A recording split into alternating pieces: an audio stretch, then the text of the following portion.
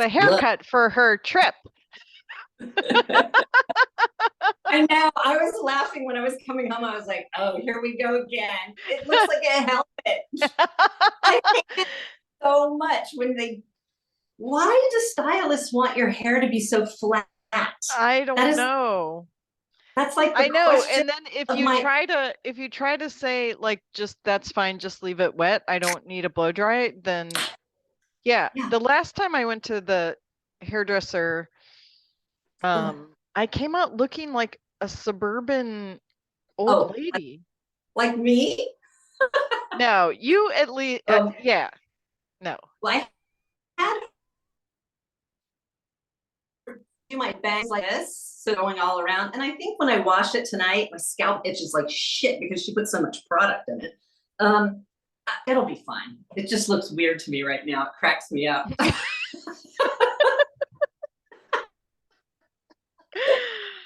Sorry, Oh, I haven't even goodness. prolonged it yet. Um, have you talked to Kate? Well, I got a text from her. I haven't talked to her. No, I haven't. I don't I think haven't. we, Kate, have we talked since? I don't think we've talked since I left Portland. We've only texted a couple times. So, I mean, she's Oh, been so focused on Craig being off and her wonderful adventures. I mean, in some ways, thankfully, it didn't ruin all of their time off together. But yeah, really, yeah. super. Um, And I'm stressful. I mean, I hope do you know how's she doing health wise? I'm gonna check in with her and see how she's feeling, and then I think I'm gonna I'm just gonna tell you now, Kate. I'm gonna go to Zupan's into the liquor store, and I'm gonna buy some shit for you. Oh. Hopefully she'll be listening to this after she gets that shit. But yeah. um, Oh, I know, it's just sad. but Craig But doesn't have it because I'm sure she's worried. I mean, if he that gets was it my first his question. first fucking week of work. Oh, you've waited for 2 months for me and now you have to wait another 2 weeks because I have COVID. Right? Shit. Let's talk on the phone. As far as I know, everybody else is okay because that was one of my first questions. Are John and Tootie okay? Is Craig okay? Dang it. You know, fucking fuck. Um, so there's that. There's that. Um, yeah, I am worried for Craig's trip. I hope it's going to be okay. Hmm. I Hmm. know. So it looks like Well, I you. mean, the good news is that she'll be coming back. So, Yes, for sure. That's really exciting. And the Europe trip. what's the Europe trip? I guess Craig has to go to London and Lyon, Oh, and nice. Kate's gonna tag along as Oh, a I hadn't heard that. Nice. CEO's wife. And Before apparently, Christmas or? yeah. Um, I honestly can't wait to see the clothes, the outfits that she puts together for Europe. Was the That's almost the, CEO's I mean, wife. yes, right? I think that trips like that, this sounds really super shallow, but I kind of really dig curating my trips to Europe, the clothes that I'm going to wear, because Oh, for sure. Yeah. I What do want you to take mean? as little as I possibly can. I want to be able to wear everything with everything, and I want to look really cool and blend in. Yeah. Yeah. If you're going to Europe, you definitely do not want to look like an American. Oh God, no! Makes me so sad when I see that like you didn't even think to do a little research, maybe look at a Vogue magazine, anything. I wonder if they have a office in London or maybe there's meetings or something. I guess those are their bases are Lyon, London, and DC, Okay. which is not too shabby. Yeah. Yeah. Oh, interesting. I didn't know that they had a London office because we I have didn't know. our big headquarters is in London for Save the Children. Is it? But yeah, Are there a lot of like is London the home base for a lot of Western aid? No. not to my knowledge. I mean, if you're in Europe in a big international NGO, you tend to be, well, I mean, actually, I guess I don't really know, but yeah, I mean, and particularly now London, because DFID doesn't give any funding anymore. So like, why would you have an What's office in DFID? London? The US government international development donor, DFID. Oh, okay. So, an American NGO would often open an office so that you can like, hobnob with the donor. Mhm. I mean, for Save the Children, the two big donors were always UK and US, and then we combined our field operations, and so the headquarters was either going to be in the UK or US. But the other European donor countries were like, we're not making this an American organization. So Mhm. London won out. And the cost of personnel in London is much less than in the US. Is it really? Much, much less. Gosh, I would have Yeah. guessed the opposite of that because No. of the cost I of mean, living. yeah, like real estate is expensive to have an office in London, but Mhm. yeah, the salaries are half what ours are easily. Jeez. Yeah. I Wow. don't know Well, how well, but they've got great, benefits program, they have yeah. health insurance and that kind of stuff. So Did you ever live in London? no, no, no, Hmm. no, no. But I used to go twice a year. I would go to the headquarters in London twice a year. Where And is so there? that's why I got so used to seeing Rosaline on a regular basis. Oh, Because yeah. she, Oxford is I don't know, An hour and a hour away. half, maybe hour. Yeah. Yeah. Just a quick bus or train ride. Yeah. Um, what neighborhood is Save the Children in London? Where is We it? are right behind Trafalgar Square. Really? Yeah. And I That's think that we pretty convenient. actually have maybe a charity rate office building or whatever, but it's sentimental for Save the Children because Eglantine Jebb, our founder, I mean, that's where she did all of her campaigning for child rights, was on Trafalgar Square. She was like a suffragette slash child rights. I mean, she's the one who wrote and got past the UN Convention on the Rights of the Child. I did not know She's that. an activist. Yeah. She's an activist. Wow. Well, that is a pretty happening place. I mean, that's a Hmm. great location if you're going to have to go and work. I mean, you can Yeah, the sleep. funny thing is, of course, because it's like such an expensive part of London, like the Mhm. hotel that you have to stay in, literally, like you open the door and you can maybe like get in sideways and lay down on a twin bed. They are so small. They're like a telephone booth. And so Yeah, I remember that. some of my colleagues are like, I don't know, weird people. It's like, of course I would want to stay in a coffin in London versus like stay in a bigger hotel room. But some people choose to Yeah. stay at hotel rooms like out in the suburbs so they have more space. Wow. If you're in I mean, London, you don't even want to be indoors unless you're sleeping, no.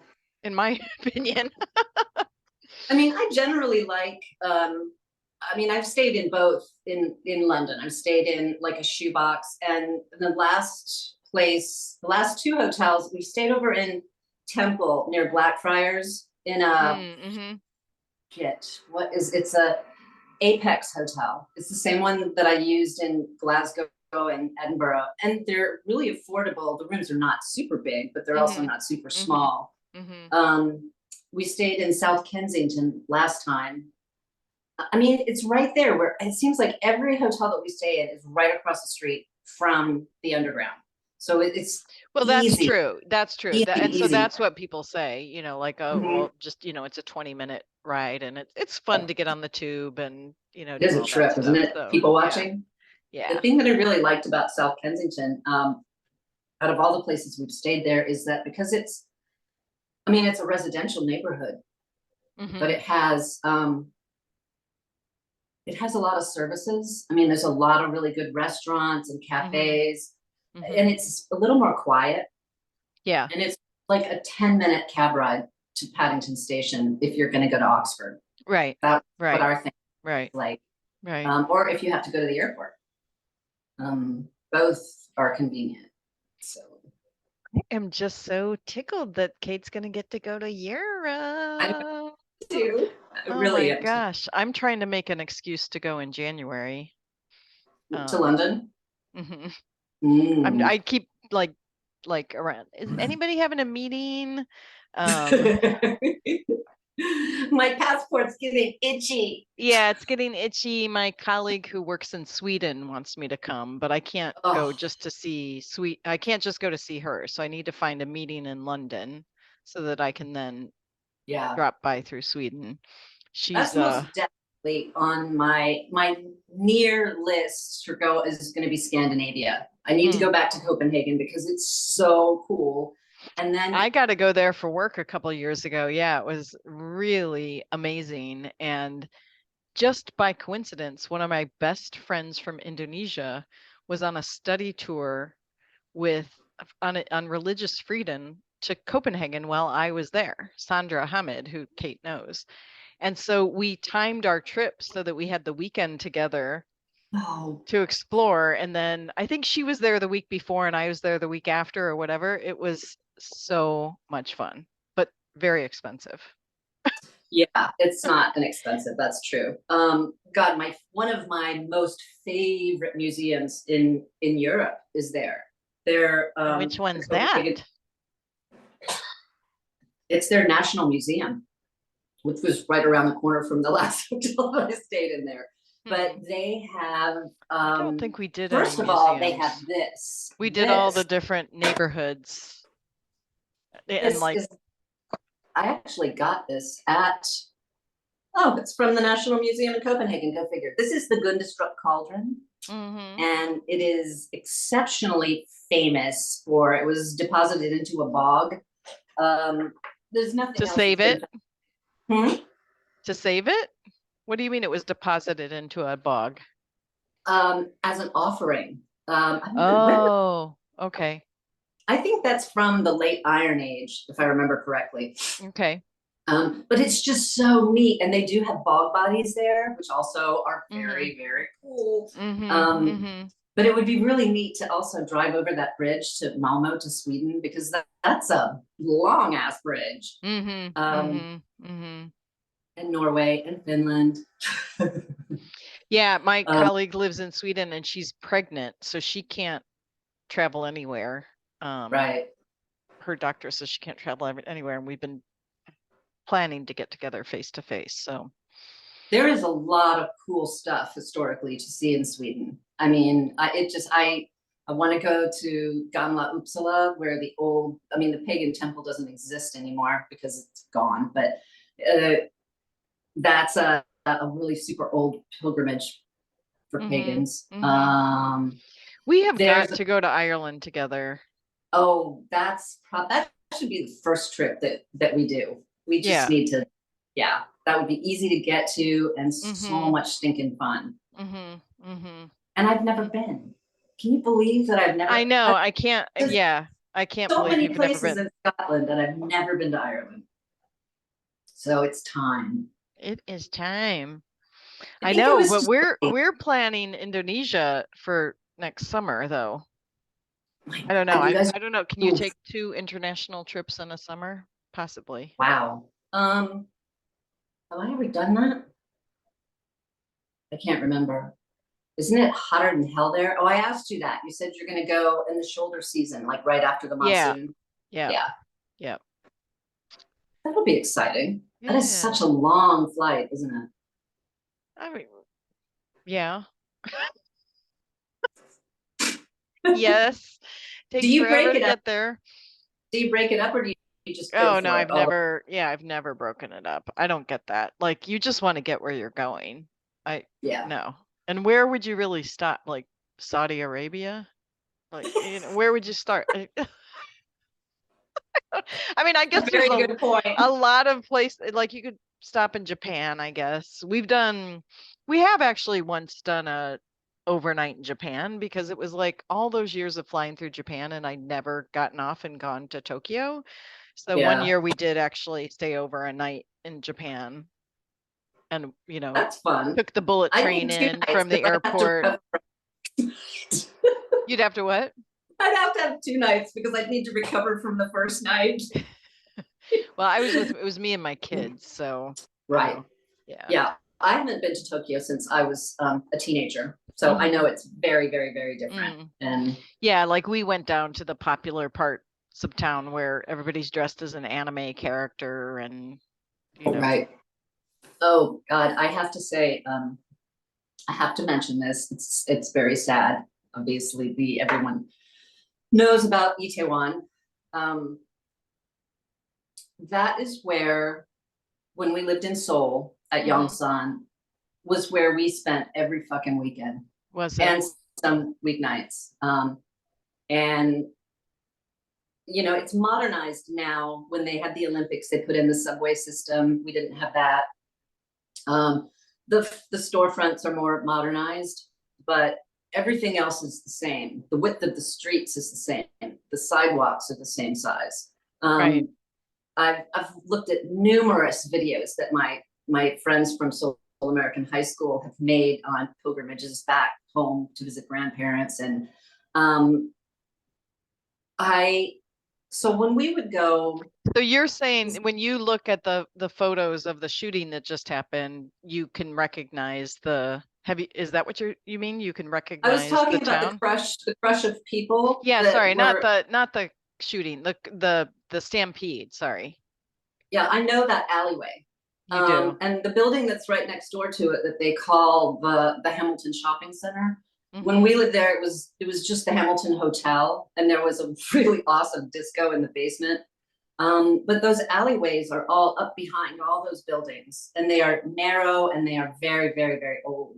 And so the thing that really blew my mind was when they said how many people were there, because I mean, you'd run into like maybe 5,000 or 7,000 people on a really busy weekend, you know, and we're talking a lot of soldiers, a lot of tourists, a lot of businessmen, and then us, you know, all of the kids from the base.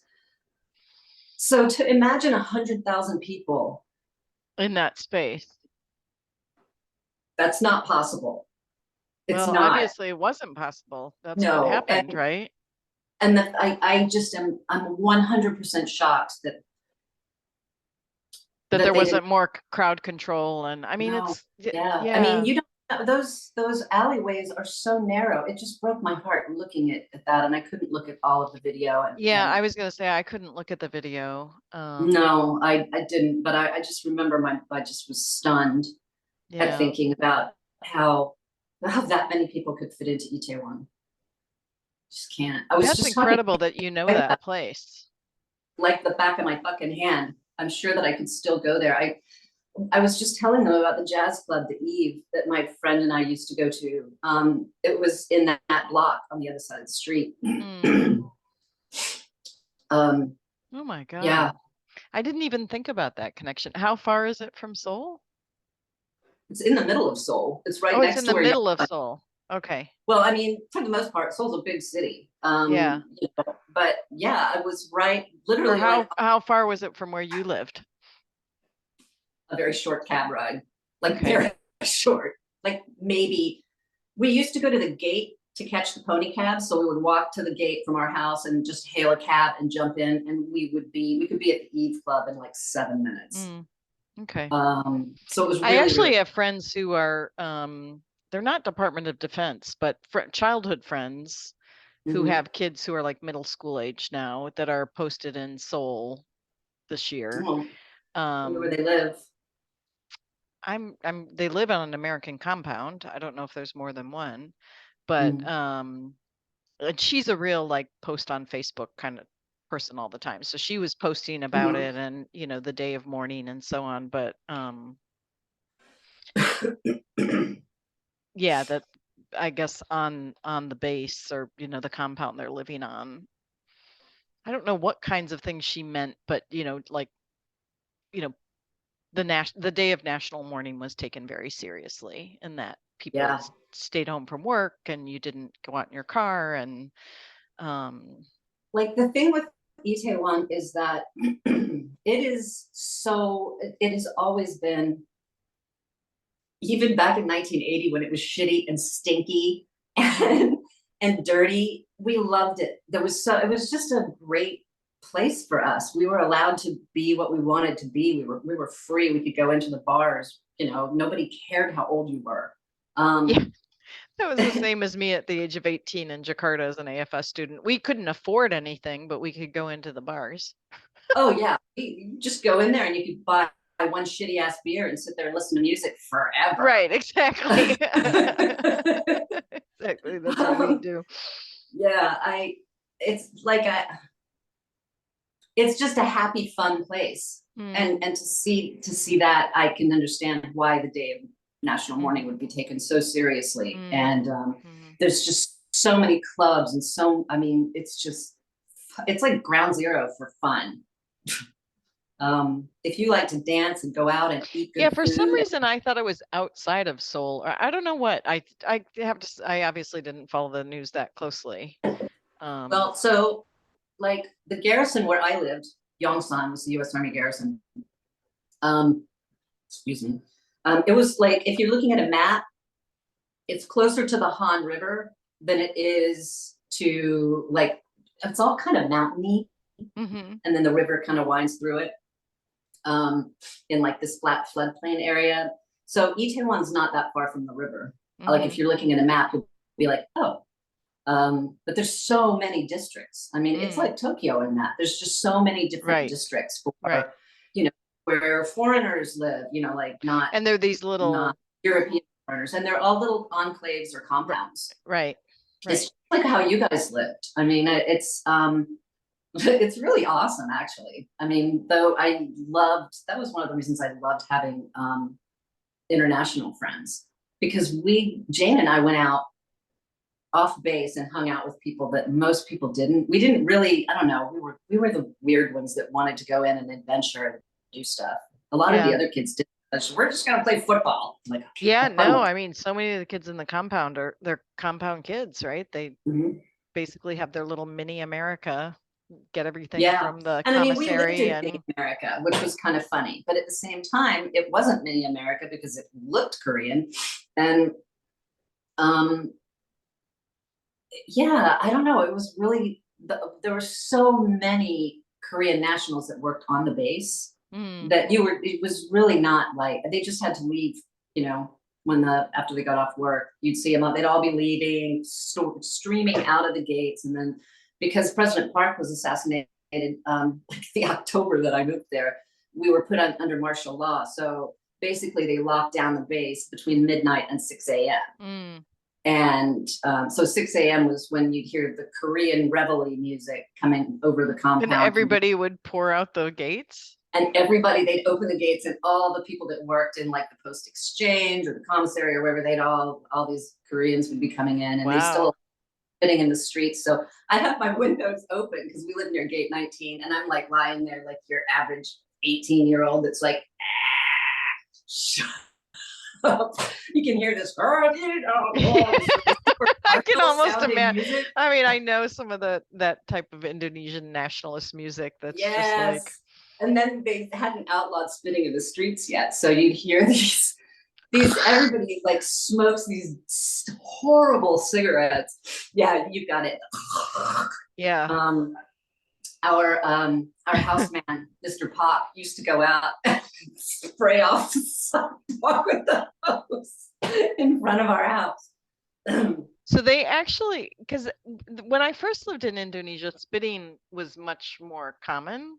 But I don't think there was a law against it. So they outlawed. I remember when they outlawed in Singapore, and the chewing gum thing was outlawed in Singapore as well. Hearing about that. It was around the time that they were revamping the city and building the subway and everything for the Olympics. That they're like, this is not good. We can't have people. It's time to get rid of this. Spitting on the new subway. So. That was a good change. But yeah, I'm deeply saddened by that, and the fact that so many of the people that died were young women. Yeah. And because Korea is a very patriarchal society, and it's very homogenous. That the freedom that these young girls have now to go out and be themselves. But there's still a lot of pressure on them. But I don't know. It's just sad. Sorry. I mean, no, it is sad. You're the It's first one person of, I've talked to. Peter doesn't yeah, really, he doesn't get it. yeah. Um, I mean, it's a particularly awful way to think of dying as well. yeah.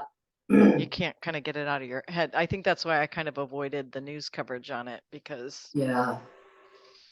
I'm not very good in big crowds. I never have been.